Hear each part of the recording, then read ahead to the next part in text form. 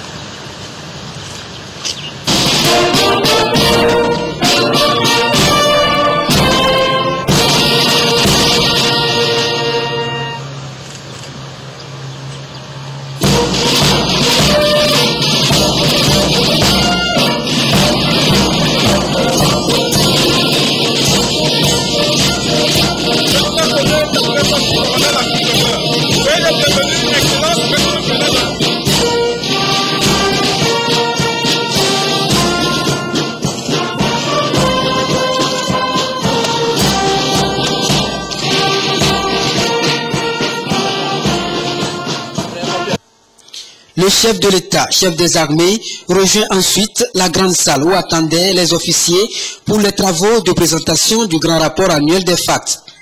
La présentation de ce rapport au président de la République, chef des armées, est pour le chef d'état-major général des FACT, le général de brigade Félix Abalo Kadanga, une tribune pour réfléchir sur le fonctionnement de l'armée en vue d'une meilleure défense du territoire.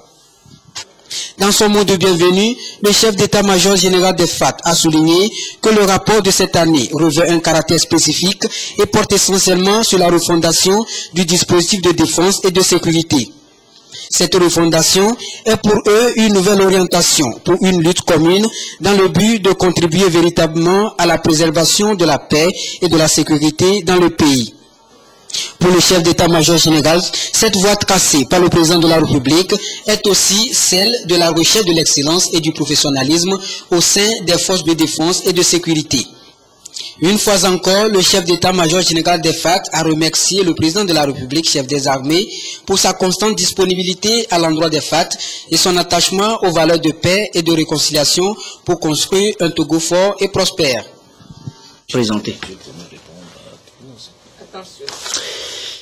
Et voilà donc l'arrivée du chef de l'État à la cérémonie de présentation ce matin du grand rapport des forces armées togolaises. Le temps fort de la présentation de ce rapport de forces armées togolaises, c'est le discours du chef de l'État, chef des armées, un discours marqué par de grandes orientations, garantir la souveraineté et la défense du Togo, assurer une meilleure cohérence possible dans l'engagement des forces au niveau national et international, enfin gérer au plus près la ressource humaine dans le recrutement et la formation. Bref, c'est une refondation de l'armée togolaise que le chef de l'État a préconisé ce matin.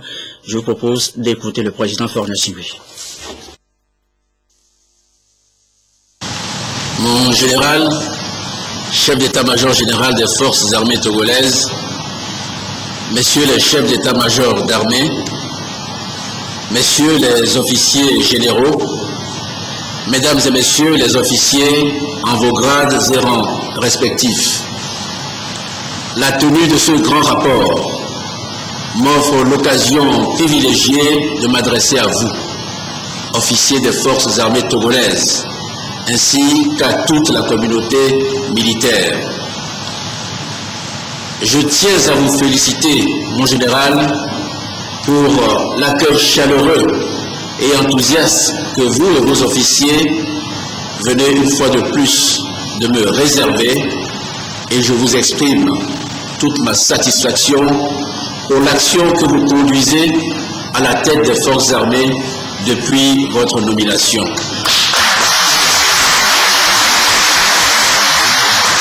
Mesdames et messieurs, chers officiers, je suis venu vous parler ce matin de la sécurité des Togolais. vous qui vous dépensez sans relâche, afin que nos compatriotes puissent continuer de jouir d'un environnement paisible et serein, propice à leur épanouissement et au développement de notre pays.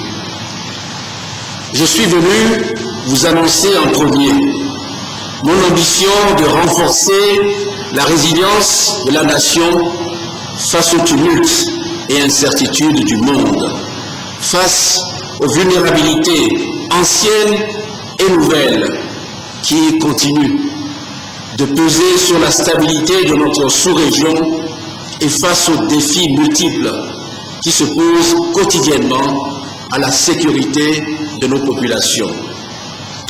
Je suis venu vous dire enfin les raisons qui justifient la refondation de notre défense et de notre sécurité sur des bases nouvelles, plus à même de préserver notre pays contre les incertitudes sécuritaires de notre temps, afin de transmettre aux générations futures une nation apaisée, forte et stable.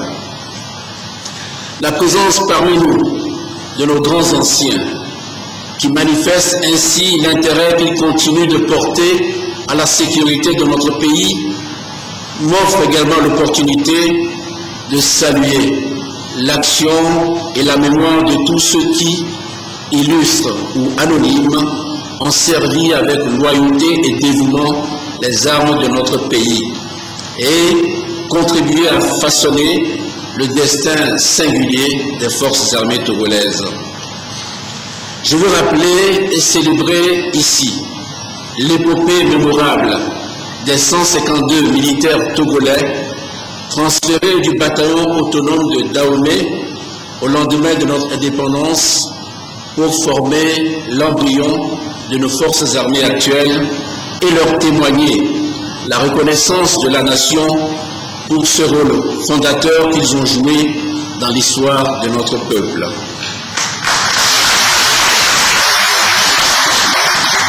C'est aussi le lieu de rendre un hommage vibrant et mérité au général Nassingé Eyadema, père de la nation togolaise et bâtisseur de l'armée nationale, ainsi qu'aux illustres compagnons qui ont œuvré avec lui à la construction de ce bel édifice qui a permis de mettre notre cher pays à l'abri des aléas sécuritaires majeurs de ces 50 dernières années.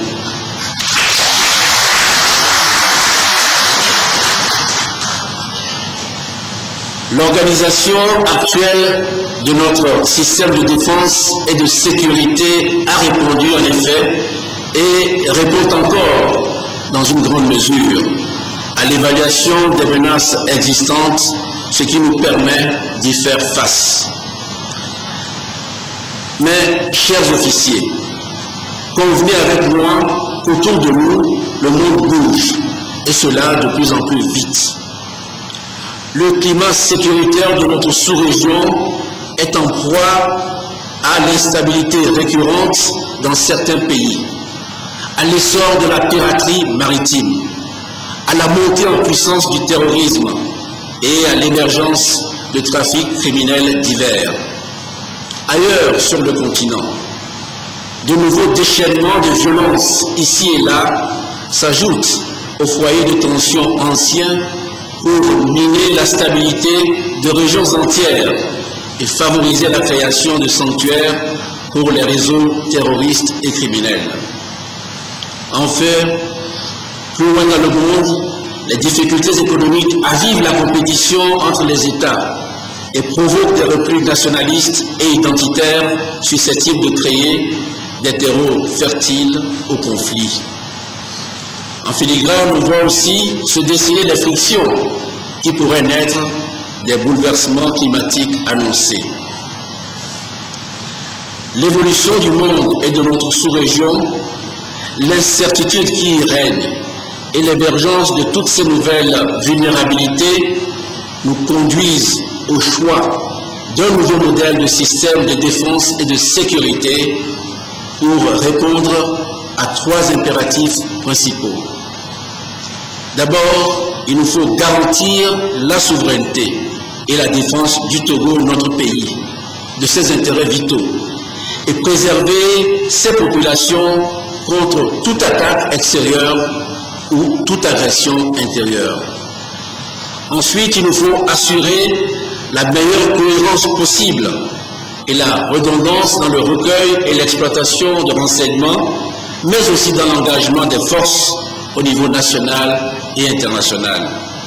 Enfin, nous devons gérer au plus près la ressource humaine dans le domaine du recrutement et de la formation pour répondre aux contraintes technologiques des matériels modernes et aux standards requis par les échanges et les engagements internationaux. La refondation que je vous propose a pour objectif de donner les pleines capacités opérationnelles à nos armées pour leur permettre de mieux assurer la paix indispensable au développement, à l'équilibre et à la démocratisation de notre pays.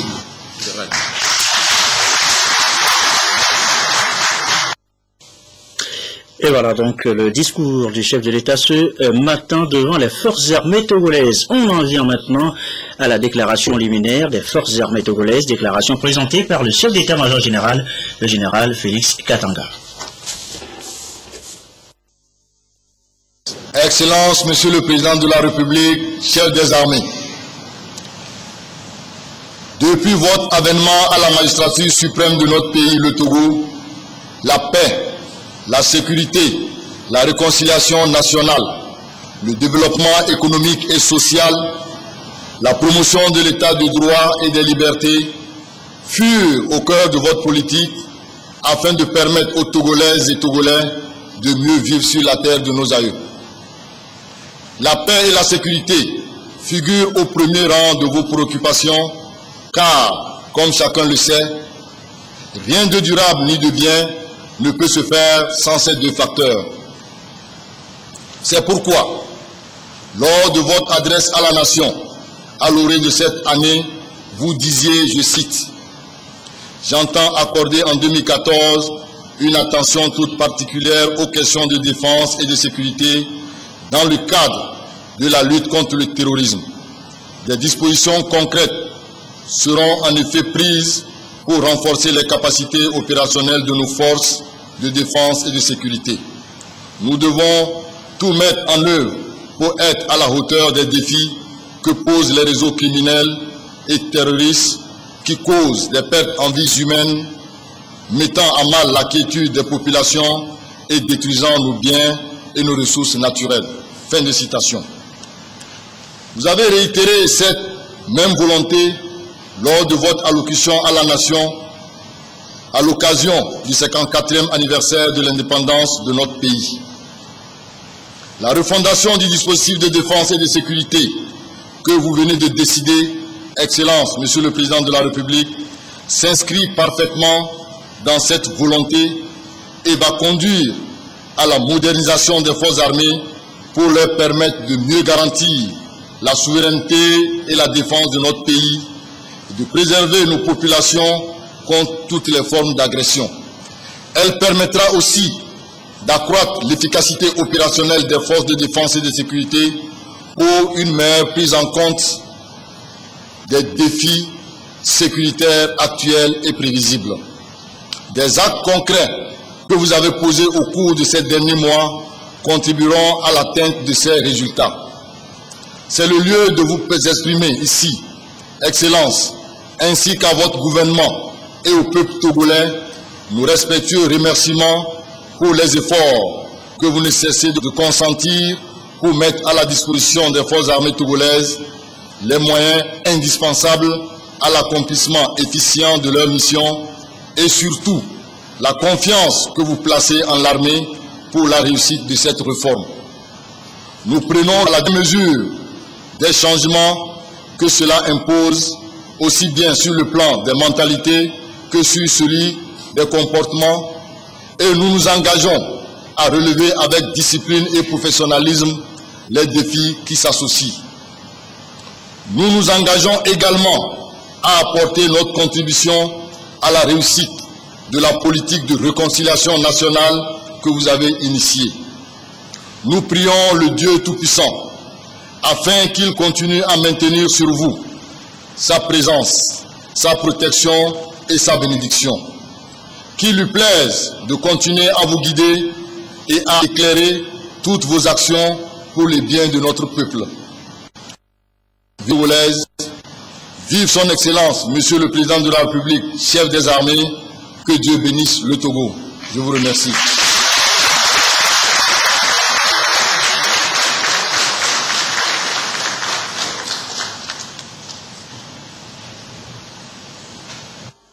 Le président de la République, clôturant les travaux de cette présentation du grand rapport des FAT, a invité tout un chacun à s'inscrire dans cette refondation des forces de défense et de sécurité pour relever les défis de paix et de sécurité. Le président de la République, Faure Gnassingbé, a rassuré les forces armées togolaises de sa disponibilité à les accompagner dans cette mission. Suivra ensuite la photo de famille pour immortaliser ces moments d'échange entre l'armée et son chef. Bon, à présent, ce communiqué qui a sanctionné la présentation du grand rapport des forces armées togolaises ce matin, communiqué présenté par Christian Ouedevi.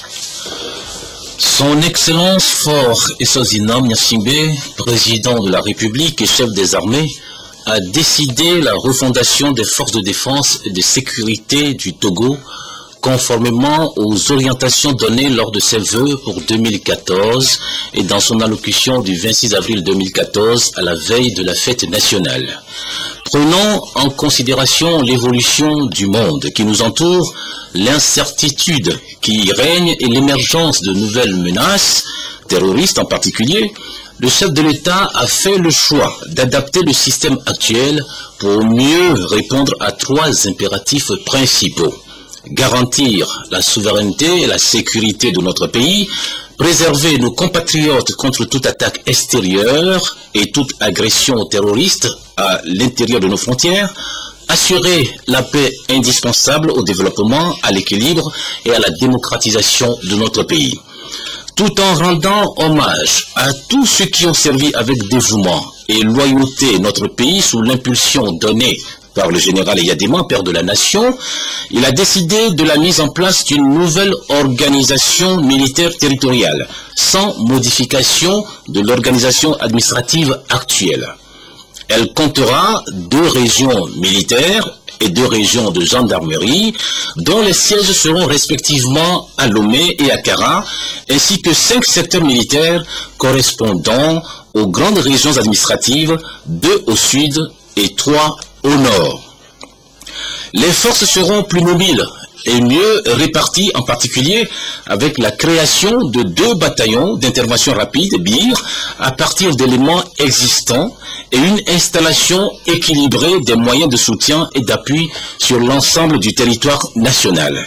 La montée en puissance de la nouvelle organisation se fera dans les meilleurs délais, en tenant compte, bien entendu, des ressources qui pourront lui être allouées. La cohérence et l'efficacité sont les maîtres mots qui conduisent les FAT et la gendarmerie nationale à rapprocher leurs structures, démarche que le chef de l'État demande aux autres forces de sécurité, en particulier la police nationale, d'adopter. Notre pays aspire à la paix qu'il faut maintenir. La démocratie, garantie par des élections libres, doit être préservée. Le peuple togolais doit pour cela compter sur des forces de défense et de sécurité issues de ses rangs et qui, avec tous leurs moyens, sont là pour le protéger sur la voie du développement. Merci, Christian Ouedevi, pour ce communiqué et a sanctionné donc la présentation ce jeudi du grand rapport des forces armées togolaises. Il est 20h20. Autre sujet dans l'actualité ce soir, le Forum national consultatif sur le commerce. Les travaux ont démarré ce matin, présidé par le chef du gouvernement, Artem Seliagozi Ormezoulou. En toile de fond, les questions, les défis d'importance nationale liés au commerce extérieur. Voici les précisions dans ce compte rendu de Arnaud Kidivou.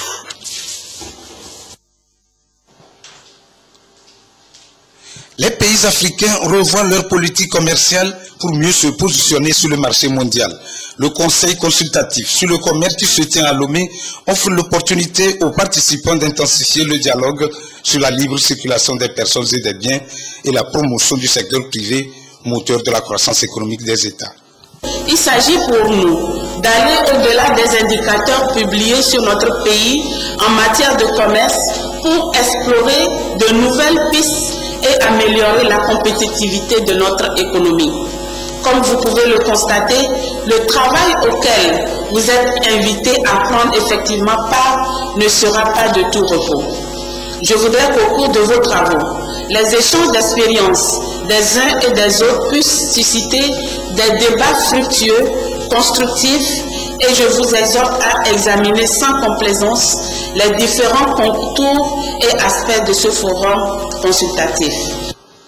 La part de l'Afrique dans le commerce mondial est loin de répondre aux attentes.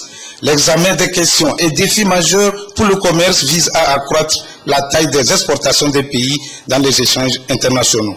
Cette initiative s'inscrit dans la perspective de la mise en place d'une zone de libre-échange continentale, afin que l'Afrique puisse peser d'une seule voix au sein du commerce international. Et donc ça suppose le démantèlement des barrières tarifaires et non tarifaires entre les États africains et ensuite la négociation avec le reste du monde des motifs et des modalités concrètes d'un commerce que nous espérons juste et équitable. Le Premier ministre Artem Selagoudi Aoumezounou a exprimé la gratitude du gouvernement togolais au Centre africain de politique commerciale de la Commission économique des Nations Unies pour l'Afrique qui a appuyé le Togo dans l'organisation de cette rencontre appelée à relever le niveau de l'Afrique dans les transactions commerciales. Le commerce accompagné de politiques intérieures appropriées et d'un environnement extérieur de soutien constitue l'un des plus puissants catalyseurs de la transformation économique dans les pays pauvres, dont les pays africains qui sont encore aujourd'hui majoritairement dans cette situation. C'est dans ce contexte que s'inscrit l'organisation dans chaque pays africain d'un forum consultatif sur le commerce afin de promouvoir et d'intensifier le dialogue et le plaidoyer sur les politiques commerciales entre diverses parties prenantes et de fournir une tribune où pourront être débattues et échangées les différentes perspectives sur les questions cruciales relatives au commerce au plan national, régional et mondial. Le Togo, à l'instar des pays africains, se trouve marginalisé dans l'économie mondiale, malgré les efforts du gouvernement en termes d'actions posées quotidiennement pour créer les conditions du développement de notre pays. Je reste toutefois convaincu que l'amélioration des conditions de vie de la population passe aussi par l'augmentation des exportations, la promotion du commerce d'une manière générale, comme réponse aux nombreux défis auxquels fait face le commerce togolais. Ce forum se tient au moment où notre pays s'est résolument engagé dans un vaste programme de réforme en vue de la croissance accélérée et du développement économique. Le Togo dispose de nombreux atouts pouvant lui ouvrir d'immenses opportunités commerciales. C'est pourquoi le présent forum, qui nous rassemble ici aujourd'hui, est d'une grande importance pour l'économie togolaise. Il permettra, je suis certain, de rattraper le retard malheureusement accumulé et contribuera à un meilleur positionnement de notre pays sur le plan commercial et économique de notre sous-région. Dans la vision du Togo 2030, des efforts sont entrepris pour améliorer le climat des affaires afin de bâtir une économie forte et un commerce performant.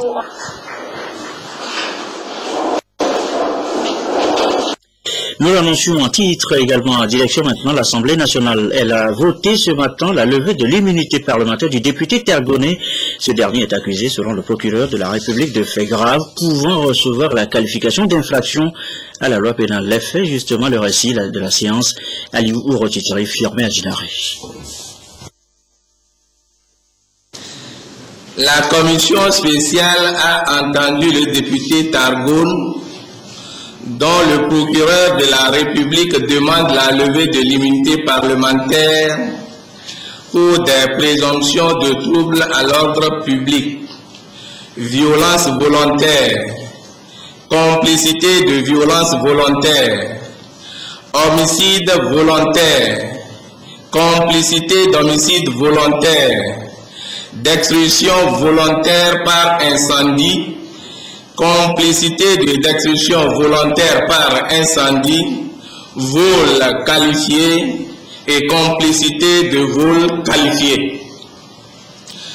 Selon le procureur de la République, il s'agit de faits graves pouvant recevoir la qualification d'infraction à la loi pénale. En effet, le député Targoun appellerait les populations de Dangpen au soulèvement, à la haine raciale, à la désobéissance civique et leur demanderait de chasser tous les Peuls résidant dans la préfecture et de s'en prendre physiquement à ceux qui leur résisteraient. Il aurait également demandé aux jeunes gens de désobéir aux autorités locales, administratives et aux forces de l'ordre et de sécurité, gendarmerie et douane, et aux populations de ne pas payer les taxes. C'est donc sur cette conclusion du rapport de la commission spéciale chargée de la demande de la levée de l'immunité parlementaire du député Sambiri Targoun qui a permis aux députés présents à cette séance plénière de procéder au vote. Sur les 63 députés qui se sont exprimés sur la demande de la levée de l'immunité parlementaire, 59 ont voté pour et 4 contre.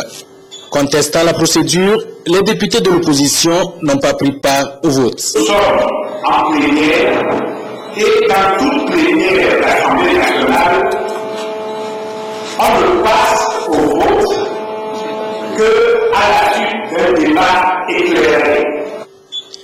Le vote de ce jour ouvre la voie à une poursuite judiciaire contre le député Sambiri Targoun.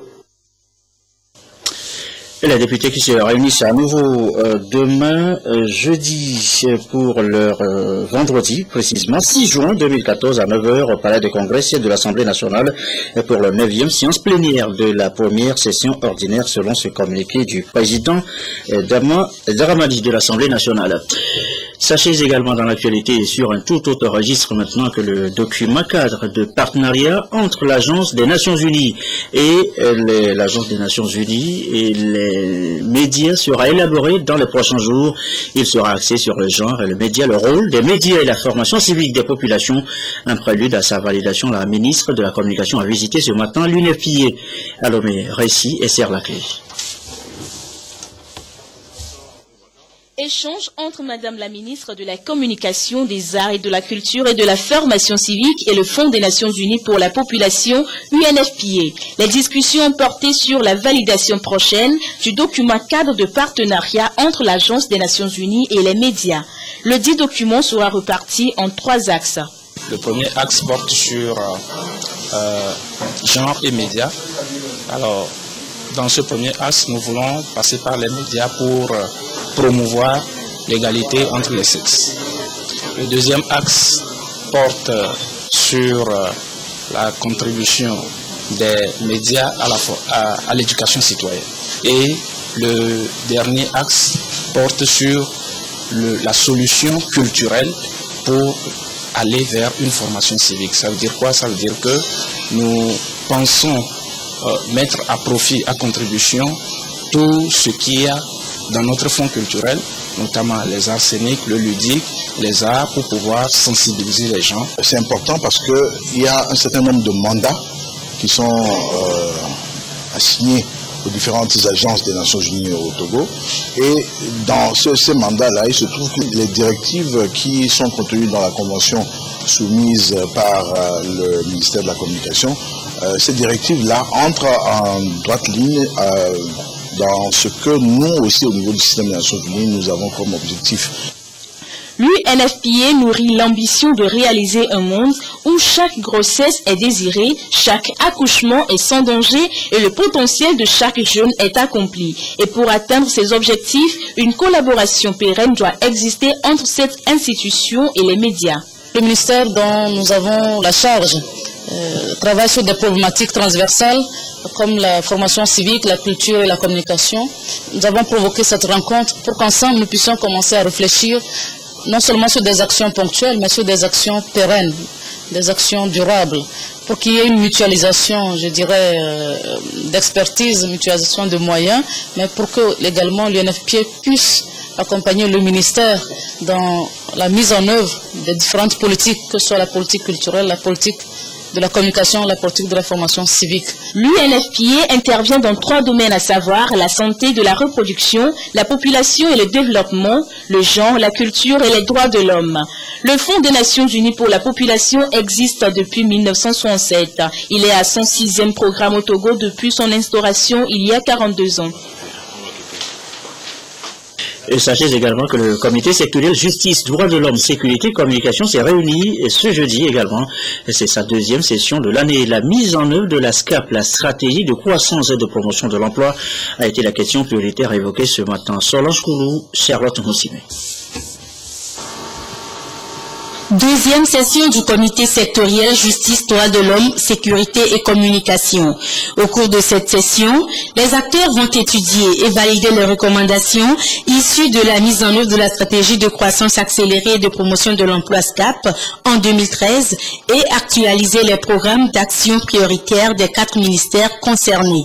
Ceci pour assurer une coordination cohérente et un suivi, évaluation des politiques de développement dans notre pays à travers un leadership affirmé de l'État, mais avec le renforcement du partenariat. Les programmes d'action prioritaires des différents ministères sont actualisés et tiennent compte de l'évolution du contexte national. L'actualisation du PAP vise donc à préparer de façon prioritaire le budget 2015 pour les 4 ministères concernés. Nous avons pour le ministère de la Sécurité la formation de la police, pour le ministère de la Justice nous avons un programme d'appui au secteur de la justice qui sera appuyé par l'Union européenne et aussi des programmes d'accès au droit et à la justice, appuyé par le programme des Nations Unies pour le développement. Pour le ministère de la Communication, les actions prioritaires sont axées sur la numérisation des médias publics, la promotion de la culture et les valeurs citoyennes. Nous sommes dans un processus de numérisation. La date butoir 2015 pour le basculement dans la zone IOMOA. On ne peut pas parler de la gouvernance sans prendre en compte la formation civique de nos citoyens. Si on a peur je suis sûr que si nous avions des citoyens qui ont des comportements civiques, qui respectent bien les règles, la justice et les droits de l'homme auront moins de travail. Les partenaires techniques et financiers rassurent le gouvernement togolais de leur appui quant à l'atteinte des objectifs fixés. Un engagement auquel souscrit l'Union européenne qui invite les autorités togolaises à poursuivre avec la même détermination le renforcement de la gouvernance institutionnelle et politique du pays. Réduction du nombre de dossiers et réduction du nombre de prisonniers en détention provisoire. L'idée, ce n'est pas libérer les prisonniers, c'est que les prisonniers qui sont en détention provisoire puissent être jugés plus rapidement. Il y a l'aspect de l'école de police. Le président du comité entend ne ménager aucun effort pour que la mission soit une réussite. Je ferai tout simplement noter que la bonne gouvernance, reposant sur les principes fondamentaux de l'obligation de rendre des comptes, de la transparence et de la responsabilité de l'État, c'est à notre comité qu'il revient de veiller aux principes et valeurs éthiques essentielles, à la stabilité politique et économique, à la paix et à l'harmonie sociale. La prise en compte des recommandations issues de cette réunion favorisera une bonne exécution de la SCAP et assurera une performance des ministères concernés. Et on retient également dans l'actualité, dans cette édition quelque peu longue, due en raison justement de la densité de l'actualité ce jeudi, la fin des négociations bilatérales entre le Togo et l'Allemagne. Notez tout simplement que pour les 2 prochaines années, eh bien, l'Allemagne augmente son aide pour le Togo de 50%. Nous reviendrons sur l'information dans nos prochaines éditions. On passe maintenant au sport. Allez, c'est avec Claude Ama. Claude, bonsoir, toi qui nous rejoins. Bonsoir, Gerson. Nous parlons donc de ces deuxièmes Jeux africains de la jeunesse qui sont déroulés à Gaborone 2014. Oui, justement, à Gaborone, la capitale botswanaise, nos ambassadeurs qui ont participé à ce deuxième Jeux s'en sont sortis avec 2 médailles de bronze au 100 mètres dames avec PC Prenam et au judo par le biais de Amewi Kevin. Des précisions avec Tiaputba, notre envoyé spécial au Botswana.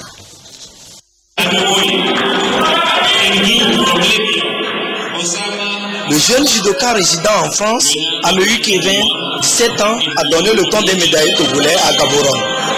Il s'est bronzé chez les moins de 80 kg avant de transmettre le flambeau de la victoire à la petite gazette de la Kouza, PC Prenam, au 100 mètres. Âgée de 17 ans aussi, celle-ci a terminé sa course de 100 mètres à la 3e place, synonyme de la médaille de bronze, et ce, avec un chrono de 12 secondes 34. Ces 2 étoiles montantes, Amewi Kevin et PC Prenam, sont suivies par Aïbon Claire en aviron, 18 ans, malheureuse finaliste sur une distance de 500 mètres. Aussi, Rebecca, elle, a achevé ses 50 mètres à la nage libre, 3e de sa série, avec 34 secondes 15, mieux que cette en 5 secondes 95 habituelle. L'autre jeune Togolais qui a progressé est Alassane Soudès au tennis de table. Le petit guerrier de Tchaoudjo a occupé le 11e rang africain dans le top 16 donc, au milieu de 32 concurrents. Alassane Soudès s'est d'ailleurs envolé pour la Chine où il va suivre un stage d'1 mois. Sur ses pas, son cousin de Tchaoudjo, Issa Azim au badminton, qui s'est arrêté à l'étape des éliminatoires. Les athlètes togolais ont envie de franchir d'autres paliers. Je compte faire plus de stages et plus d'entraînement pour ne plus rater la médaille d'or et la saisir. J'aurais voulu mieux faire, mais à moins, je vais continuer à travailler dur jusqu'à la fin de la saison. Je vais améliorer ma performance. Les 2 médailles de bronze togolaises à ces 2e Jeux africains de la jeunesse font germer des idées au Comité national olympique togolais. Nous sommes satisfaits de cette moisson et nous comptons encore pour les prochains Jeux qui auront lieu n'importe où en Afrique ou ailleurs, amener encore plus notre pays avec beaucoup plus de discipline à ces Jeux. Nous comptons avec la participation des autorités, mettre en place ce qu'on peut appeler partout le fonds de développement du sport. Avec 6 athlètes et 2 médailles, nous pensons que nous avons réalisé une bonne performance. La page Gaborone 2014 tournée, le Togo va poursuivre ses préparatifs en vue des Jeux olympiques de la jeunesse prévus du 16 au 28 août prochain à Nankin en Chine.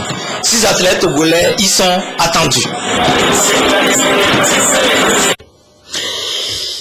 Alors Claude, ce sera tout sur ce dernier communication rapide. Oui, voilà justement, c'est tout pour la part de sport de ce soir. Le temps d'informer les amis télésportifs que samedi à partir de 13h45, Alfred Kolani et moi, accompagnés de nos consultants, serons présents au plateau de TVT Sport pour l'émission spéciale sur la Coupe du Monde 2014 qui démarre justement jeudi prochain.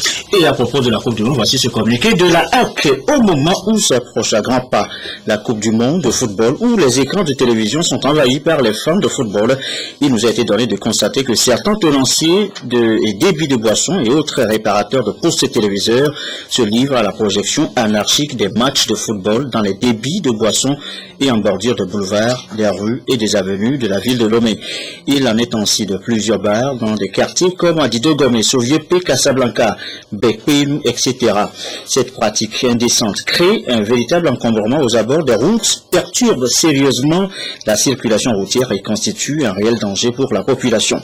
Face à cette situation qui prend des proportions de plus en plus alarmantes, la haute autorité de l'audiovisuel de la communication tient à rappeler aux uns et aux autres que les matchs de football ne peuvent être projetés dans les débits de boissons, encore moins en bordure des routes, et demande aux auteurs de cesser cette pratique dangereuse sous peine de s'exposer à la rigueur de la loi et à des tests réglementaires de la HAC.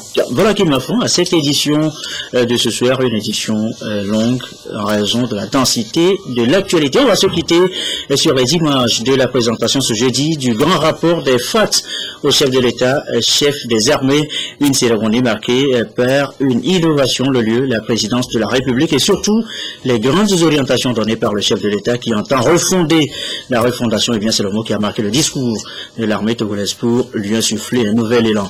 La météo ce soir, Rachel Aokou pour les prévisions. 21h15, l'antenne aux femmes avec Dorothée Tabiou, Ibrahima, le corps de la jeune fille, ses secrets et ses dangers. 22h30, nos dernières infos, Isidore Koubatine. Merci à vous qui nous suivez ce soir à Bamako, Mali, sur la télévision togolaise et comme d'habitude, toujours fidèlement. Excellente fin de soirée chez vous.